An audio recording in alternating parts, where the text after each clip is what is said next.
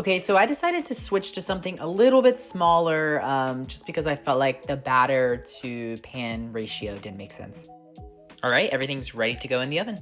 Okay, so that just needs to sit in the oven for about 10 to 15 minutes. I'm gonna try 13 and then I'll check it. So while we wait, we can actually go ahead and prepare the icing. All right, for this next step, I'm actually gonna use the KitchenAid mixer just to make the process a little bit easier.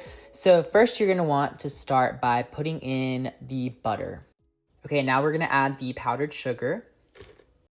All right, the next step is just a pinch of salt. And there we go. All right, so we're just gonna start this on a really slow speed until we have the butter and sugar incorporated. This looks okay to me. Okay, I'm gonna add a very small amount of milk. And then we're gonna add the vanilla extract. Okay, and we're turning up the speed to medium. Okay, I think this is fine. It looks okay to me.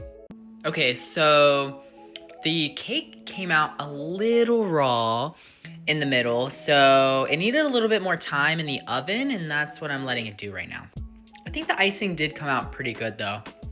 Okay, so I went ahead and took it out of the cake pan, but it's kind of looking like a molten lava cake a little bit. As you can tell, the center kind of caved in a little bit. Okay, I've decided I'm not gonna remake it, but I'm gonna go ahead and eat the outside of it, and I'll just cut around the raw part.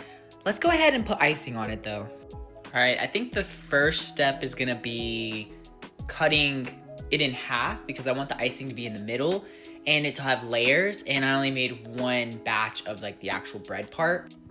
Guys, I don't know, should I just cut the outside off? I don't know. It's looking really raw, look at that.